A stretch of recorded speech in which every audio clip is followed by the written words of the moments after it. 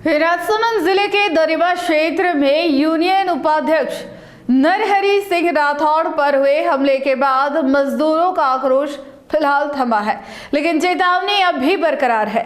नरहरि सिंह की अपील पर आज सभी मजदूर काम पर लौट आए हैं। हालांकि यूनियन ने साफ कर दिया है कि अगर पुलिस प्रशासन कल तक हमलावरों को गिरफ्तार नहीं करता है तो राजसमंद जिला कलेक्ट्री पर अनिश्चितकालीन धरना दिया जाएगा।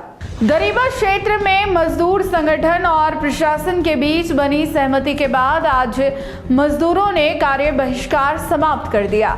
यूनियन उपाध्यक्ष नरहरि सिंह राठौड़ पर हुए हमले के दौरान विरोध में बीते दिन दरिबा माइंस, दरिबा स्मिल्टर और एसके माइंस के सैकड़ों मजदूरों ने काम ठप कर दिया। देर रात तक मजदूर दरिबा खान मजदूर संघ कार्यालय पर एकत्रित रहे और आरोपियों की गिरफ्तारी की मांग पर अड़े रहे। आज सुबह 6 बजे से मजदूर फिर यूनियन कार्यालय पहुंचे, जहां एक विशाल सभा का आयोजन हुआ। सभा को संबोधित करते हुए वरिष्ठ उपाध्यक्ष नरहरि सिंह राठौड़ ने कहा कि प्रबंधन के आश्वासन और प्रशासन की कार्रवाई के भरोसे पर मजदूर फिलहाल काम पर लौट रहे हैं। उन्होंने स्पष्ट किया कि यह निर्णय प्रशासन को समय देने के लिए लिया गया है, न कि आंदोलन को समाप्त करने के लिए। यूनियन पदाधिकारियों ने चेतावनी दी कि यदि पुलिस प्रशासन तय समय सीमा पर तक हमलावरों को गिरफ्तार करने में विफल रहता है तो आंदोलन और तेज किया जाएगा। कल सुबह सभी मजदूर राजसमंद जिला कलेक्ट्री पर एकत्रित होकर अनिश्चितकालीन धरना शुरू करेंगे। सभा में दरिबा स्मेल्टर प्लांट, सिंदेसर, खुर्द खान और दरिबा माइंस के यूनियन प्रतिनिधि मौजूद रहे। मजदूर नेताओं ने एक स्वर में कहा कि मजदूरों की सुरक्षा से कोई समझौता नहीं होगा और दोषियों के खिलाफ सख्त कार्रवाई होने तक दबाव बनाया जाता रहेगा।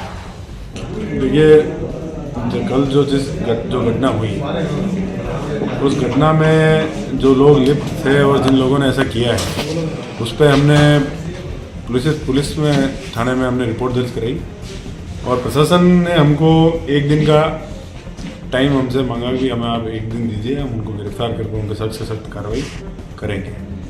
इस बात को लेकर के फिर हम वहाँ से थाने से जो हमारे मजदूर साथी सब धरना दे रहे थे उनको लेकर के यहाँ यूनियन ऑफिस आए और रात को हमारा निर्णय हुआ था कि एक बार सुबह सारे साथी, तीनों यूनिटी के जो हमारे साथी हैं और आसपास के जो भी हमारे समर्थक हैं वो हम यूनियन ऑफिस में इकट्ठा हुए होंगे।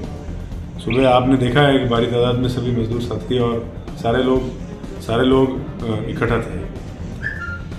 अब जब सब बातों का मंथन हुआ और मंथन होने के बाद में अब जब हमने प्रशासन को एक दिन का समय मांग लिया है प्रशासन से और प्रशासन ने हमसे एक दिन का मांग लिया है, तो फिर यहाँ बैठ करके लोगों को परेशान करने से कोई मतलब नहीं है। इसलिए मैंने मजदूर साथी से अपील की है, क्योंकि इंडस्ट्री को बंद रखना भी ठीक नहीं है। इसलिए मैंने बोला कि भाई आप लोग सब मेरी बात को मानते हुए और मैं आपसे अपील करता हूँ, रिक्वेस्ट करता हूँ, काम पे जाइए। सभी मजदूर साथियों ने मेरी बात मानी और सारे काम पे चले गए हैं।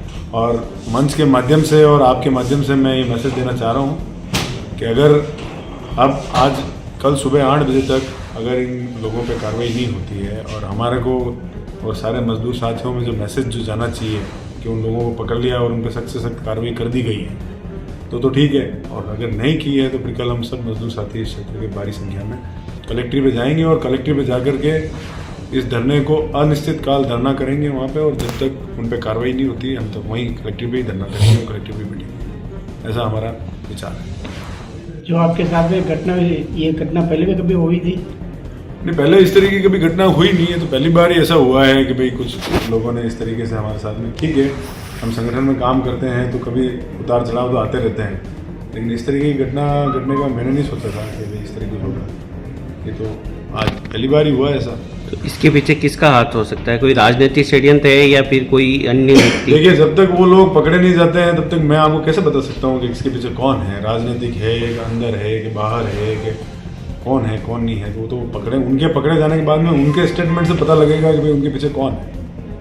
और बाकी कयास लगाने में तो अपन बहुत से कयास लगा सकते हैं और कयास के बिना पे अपन किसी को आरोपी तो नहीं बना सकते ना।